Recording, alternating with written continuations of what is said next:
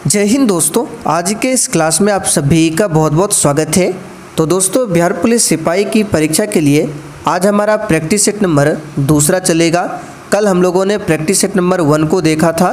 साथियों, अगर आपने उस वीडियो को नहीं देखा है तो उसके लिए एक अलग से प्लेलिस्ट बना हुआ है। प्लेलिस्ट में जाकर आप लोग उस प्रैक्टिस सेट को देख सकते हैं। तो साथियों, आज हम लोग प्रैक्टिस सेट नंबर 2 में जीके, जीएस और हिंदी व्याकरण को मिलाकर टॉप 50 महत्वपूर्ण प्रश्नों को कवर करने वाले हैं, जो कि साथियों आपके एग्ज़ाम के लिए काफ़ी ज़्यादा इम्पॉर्टेंट रहेगा। तो साथियों, आप सभी सेशन को बिना स्किप किए लास्ट तक पूरा ध्यानपूर्वक देखिए।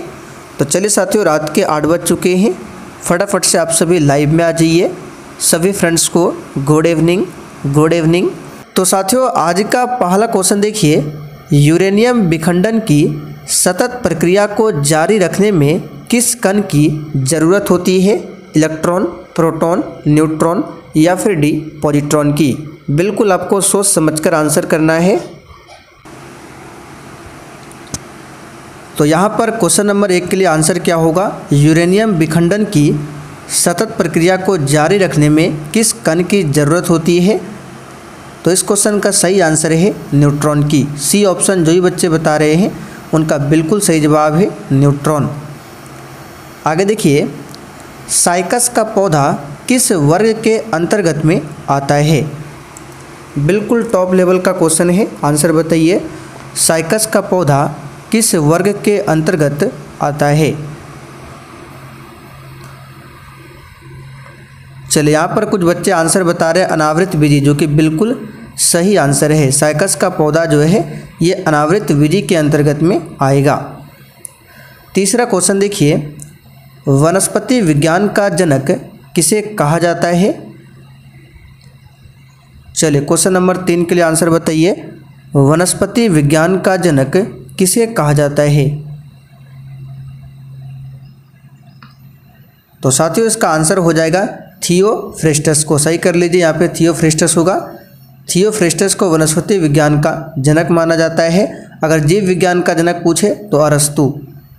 ध्यान रखिएगा, अरस्तु को जीव विज्ञान का जनक माना जाता है और जंतु विज्ञान का जनक भी अरस्तु को ही माना जाता है।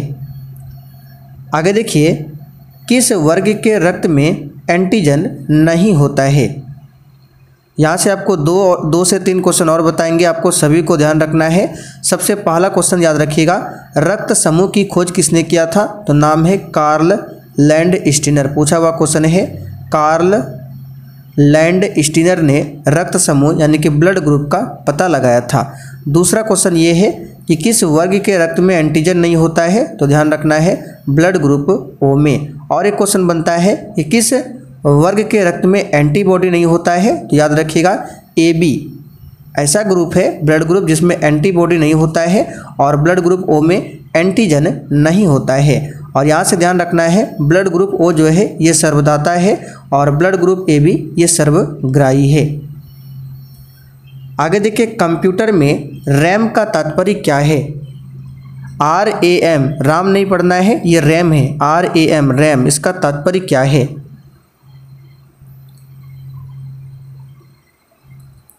तो देखिए, इस क्वेश्चन का आंसर क्या हो जाएगा? R का मतलब यहाँ पे होता है रैंडम, A का मतलब होता है एक्सेस और M का मतलब होता है मेमोरी। देखिए बी ऑप्शन में दिया हुआ है रैंडम एक्सेस मेमोरी, ये रैम का फुल फॉर्म है। एक होता है रोम, इसका फुल फॉर्म होता है रीड ओनली मेमोरी।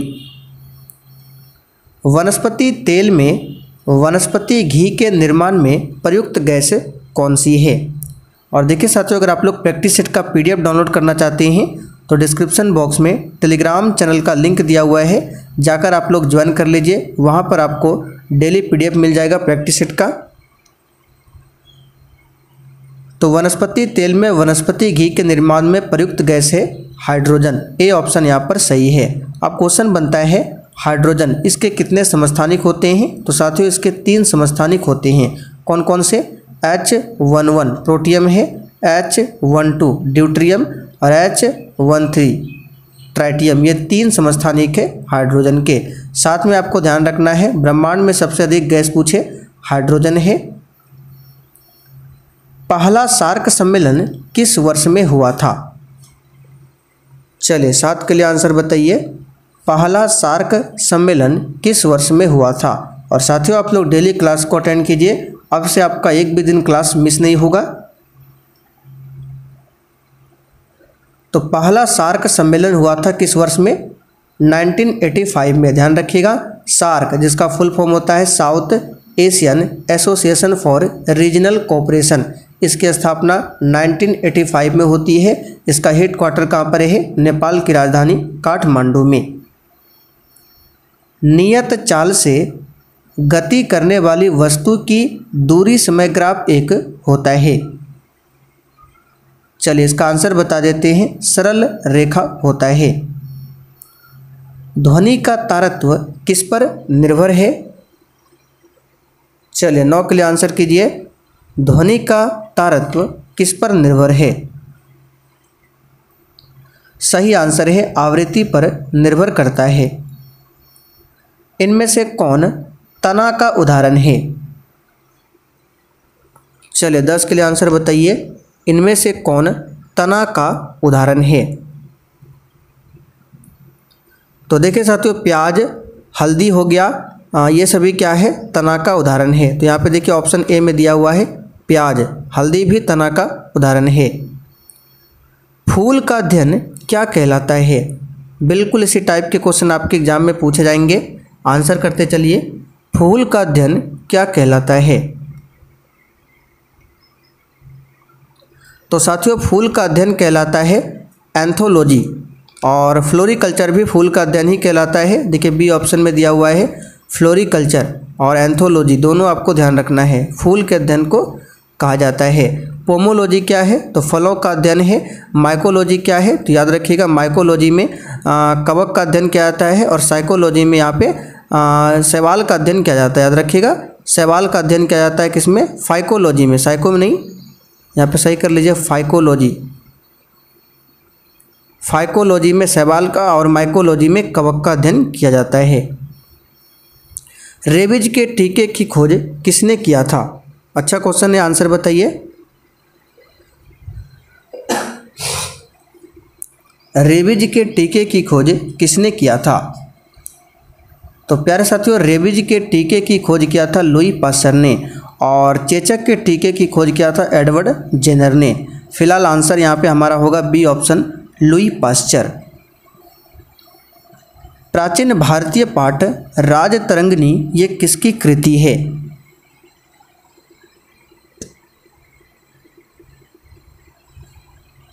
तो साथियों प्राचीन भारतीय पाठ राजतरंगिणी कलहन की कृति है। किसकी है, कलहन की। विश्व वानिकी दिवस कब मनाया जाता है। चलिए 14 के लिए आंसर बताइए। और साथियों इस क्लास के बाद अभी आप लोगों को रात 8:30 बजे की क्लास को जरूर देखना है, जिसमें 1 अक्टूबर को जो बिहार पुलिस का एग्ज़ाम लिया गया था फर्स्ट शिफ्ट में, उसका पेपर कवर करने वाले हैं। इसलिए आप लोग रात 8:30 बजे की क्लास को जरूर देखिएगा। तो देखिए विश्व वानिकी दिवस ये मनाया जाता है 21 मार्च को। कब मनाया जाता है, 21 मार्च को। 5 जून को विश्व पर्यावरण दिवस मनाया जाता है। 28 फरवरी पूछा जाता है विज्ञान दिवस मनाया जाता है। यूनेस्को का मुख्यालय कहाँ पर है। चलिए अच्छा क्वेश्चन है, आंसर बताइए। यूनेस्को का हेड क्वार्टर कहाँ पर है।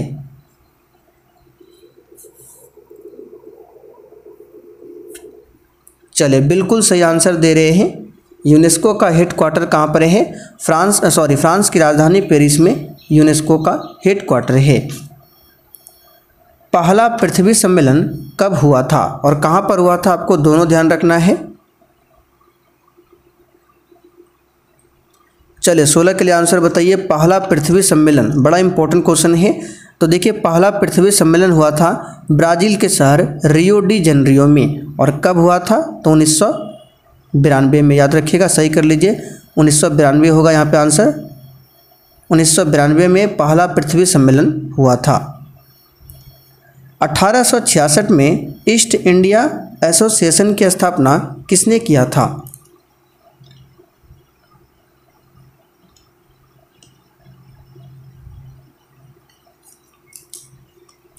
तो साथियों 1866 में ईस्ट इंडिया एसोसिएशन की स्थापना किया था दादा भाई नौरोजी ने।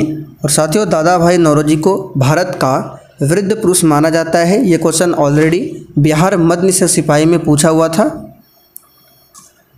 मालगुडी डेज किसके द्वारा लिखा गया था? यहाँ पे खाली स्थान होगा। मालगुडी डेज ये किसके द्वारा लिखा गया था? तो साथियों, मालगुडी डेज की बात करें, ये R.K. नारायण के द्वारा लिखा गया था। नाइचो किस देश की गुप्तचर संस्था है? चलिए, एक भी क्वेश्चन को स्किप नहीं करना है, आंसर करते चलिए। और देखिए, इस प्रैक्टिस सेट में आपके जितने भी क्वेश्चन सही हो रहे हैं, आप लोग साइड में कॉपी लेके बैठिए और उसमें लिखते चलिए। फिर सेशन के लास्ट में आपको कमेंट करके अपना अपना स्कोर हमें ज़रूर बताना है। तो यहाँ पर ध्यान दीजिए, नाइचो जो है ये जापान देश की गुप्तचर संस्था है नाइचो। यहाँ पे सी ऑप्शन आपका सही जवाब है। और जापान देश की संसद का नाम पूछे क्या है, तो डायट, ये जापान देश की संसद का नाम है। निम्न में से कौन सी धातु बिजली की सबसे अधिक सुचालक है? चलिए, सिंपल सा क्वेश्चन है, सभी को पता है। बिजली की सबसे अधिक सुचालक धातु है चांदी, यानी कि सिल्वर। यहाँ पे देखिए बी ऑप्शन आपका सही है। यूनेस्को वैश्विक विरासत स्थल खजुराहो कहाँ पर स्थित है?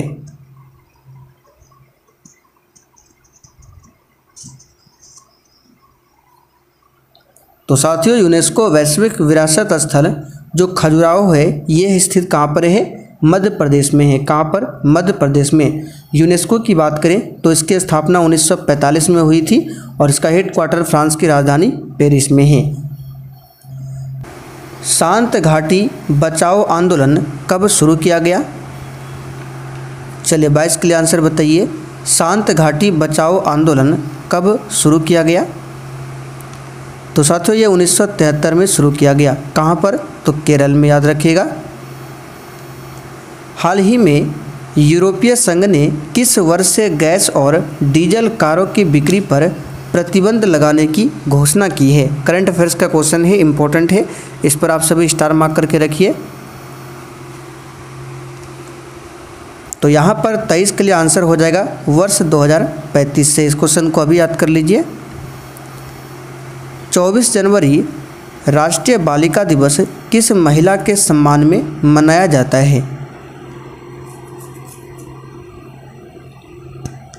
चलिए, 24 के लिए आंसर बताइए। 24 जनवरी को राष्ट्रीय बालिका दिवस मनाया जाता है और किस महिला के सम्मान में? तो साथियों, इसका आंसर हो जाएगा इंदिरा गांधी के सम्मान में। 23 जनवरी को पराक्रम दिवस किसकी जयंती पर मनाया जाता है? 25 के लिए आंसर बताइए। 23 जनवरी को पराक्रम दिवस किसकी जयंती पर मनाया जाता है?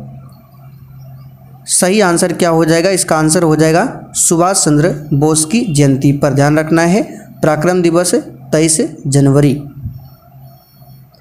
दिए गए शब्दों के पर्यायवाची शब्द का चयन करें। यह हिंदी व्याकरण का क्वेश्चन है। यहाँ पे आपको गृह का पर्यायवाची बताना है। तो गृह मतलब होता है घर, तो इसका पर्यायवाची गगन तो होगा नहीं, ना तो वजन होगा, ना तो कुटीर होगा, इसका होगा निकेतन। निकेतन का मतलब ही होता है घर। मधुर बात करने वाला वाक्यांश के लिए एक शब्द लिखिए।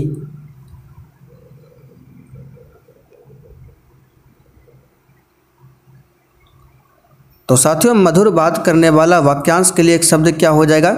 मधुरभाषी। भारत में वन्यजीव संरक्षण अधिनियम जिस वर्ष लागू किया गया वह है, यहाँ से आपको 3 क्वेश्चन और ध्यान रखना है। पर्यावरण संरक्षण अधिनियम, प्रोजेक्ट टाइगर और वन्यजीव संरक्षण अधिनियम, तीनों ही क्वेश्चन बड़ा इंपॉर्टेंट है। देखिए, वन्यजीव संरक्षण अधिनियम 1972 में लागू किया गया, फिर 1973 में प्रोजेक्ट टाइगर की शुरुआत होती है, फिर 1986 में पर्यावरण संरक्षण अधिनियम आया था। तो तीनों को आपको ध्यान रखना है। वह पादप जिसमें बीज फलों के भीतर होते हैं क्या है?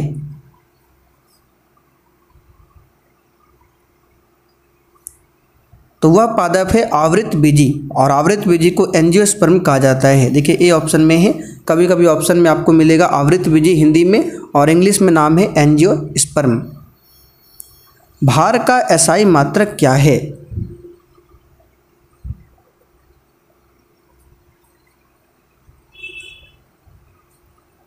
चलिए आंसर बताइए, भार का एसआई मात्रक क्या है? तो जो बल का एसआई मात्रक होता है वही भार का होता है, तो आंसर क्या होगा? न्यूटन। गन मेटल किसकी मिश्र धातु होती है? चलिए 31 के लिए आंसर कीजिए, गन मेटल किसकी मिश्र धातु है? तो साथियों गन मेटल जो है ये कॉपर और टीन तथा जिंक का मिश्र धातु है। यहाँ पे देखिए बी ऑप्शन में दिया हुआ है कॉपर, टीन तथा जिंक। अच्छा, कॉपर और टीन से क्या बनता है? तो कांसा, इसे ध्यान रखिएगा, कांसा। और यहाँ से आपको ध्यान रखना है कॉपर प्लस जिंक, इसके मिश्रण से क्या बनता है? तो याद रखिएगा इसके मिश्रण से बनता है पीतल। पीतल ध्यान रखिएगा, पीतल यानी तांबा और जिंक के मिश्रण से बनता है पीतल, तांबा और टीन के मिश्रण से बनता है कांसा। याद रखिएगा, कॉपर को ही तांबा बोला जाता है। तृतीय बौद्ध सभा किस स्थान पर बुलाई गई थी?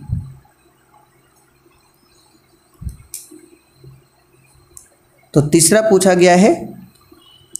तो तीसरा बौद्ध सभा जो हुआ था अशोक के समय में हुआ था। कहाँ पर?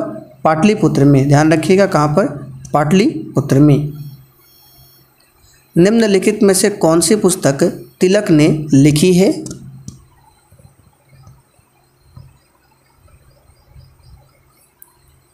तो साथियों बाल गंगाधर तिलक के द्वारा लिखा गया पुस्तक है गीता रहस्य। यहाँ पर बी ऑप्शन आपका सही है। चलिए बाकी ऑप्शन को देख लेते हैं। India in transition M N Roy के द्वारा लिखा गया है।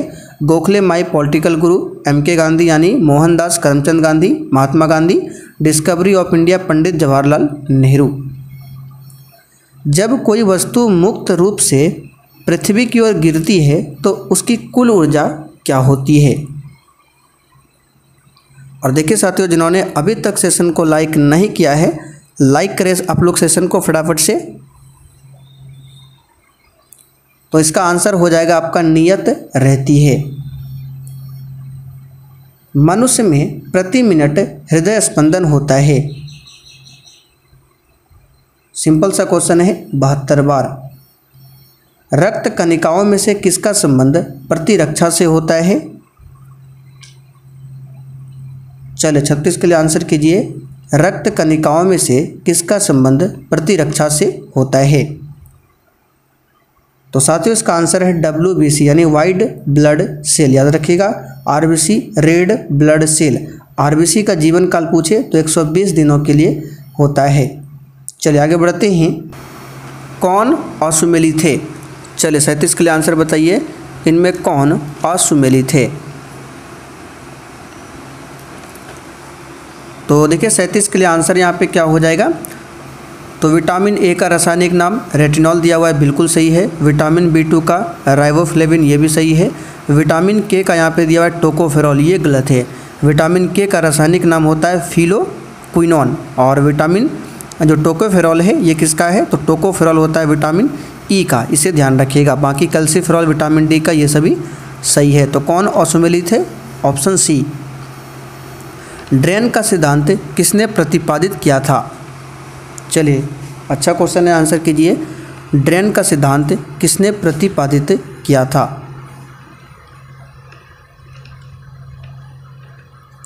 तो साथियों ड्रेन का सिद्धांत प्रतिपादित किया था दादा भाई नौरोजी ने, जिन्हें grand old man of India के नाम से जाना जाता है। निम्नलिखित में से कौन हड़प्पा संस्कृति पर प्रकाश डालता है?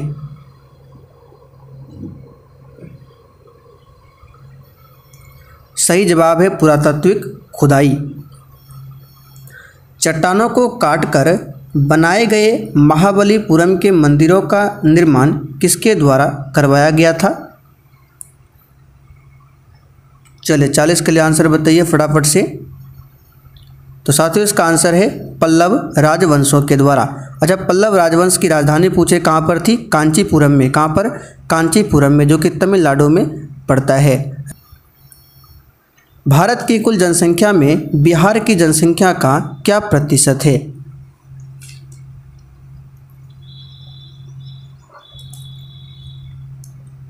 तो साथियों, भारत की कुल जनसंख्या में बिहार की जनसंख्या का 8.06% है, इसे ध्यान रखिएगा।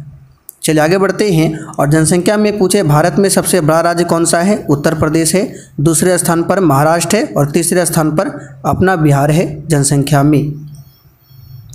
निम्नलिखित में से किस नगर में सूर्य मंदिर स्थित है?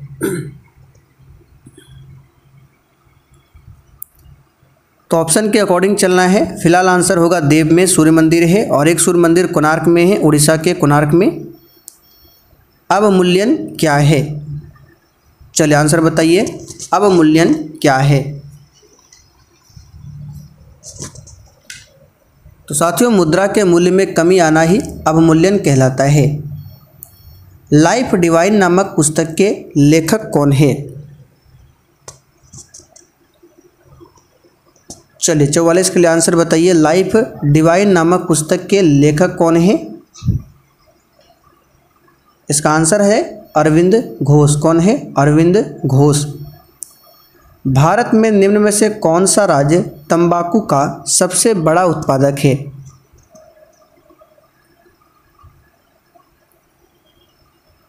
तो साथियों, तंबाकू का सबसे बड़ा उत्पादक जो है ये है आंध्र प्रदेश। कौन है? आंध्र प्रदेश। और तंबाकू में क्या पाया जाता है? निकोटीन।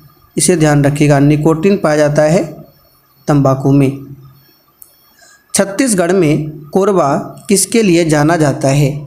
ये क्वेश्चन भी इम्पोर्टेंट है और ये बिहार पुलिस में पूछा हुआ क्वेश्चन है। छत्तीसगढ़ में जो कोरबा क्षेत्र है ये जाना जाता है किसके लिए? तो याद रखिएगा, इसका सही आंसर क्या है? एल्युमिनियम उद्योग के लिए। गांधार कला किसका संयोजन है?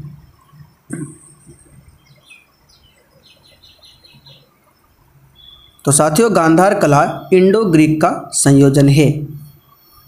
हरित क्रांति का सबसे अधिक प्रभाव किस पर पड़ा था?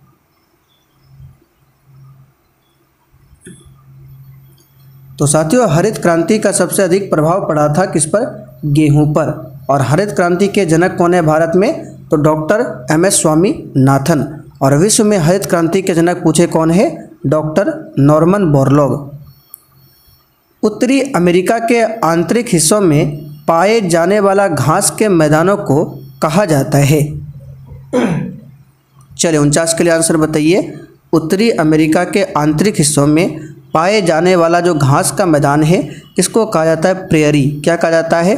प्रेयरी। स्टेपी की बात करें ये यूरोप में है, वेल्ड अफ्रीका में है। चलिए आज का आखिरी क्वेश्चन देखिए। निम्नलिखित में से किसे पक्षियों के महाद्वीप के नाम से जाना जाता है? चलिए 50 के लिए आंसर बताइए। पक्षियों का महाद्वीप किसे कहा जाता है? तो साथियों, दक्षिण अफ्रीका, यहाँ अमेरिका नहीं होगा, सही कर लीजिए। दक्षिण अफ्रीका को पक्षियों का महाद्वीप कहा जाता है। यूरोप को याद रखिएगा, प्रायद्वीपों का प्रायद्वीप कहा जाता है यूरोप को। तो चलिए साथियों, आज के लिए इतना ही। अब आप लोग फटाफट से कमेंट कर दीजिए अपने आज के इस 50 में कितने क्वेश्चन सही किए हैं।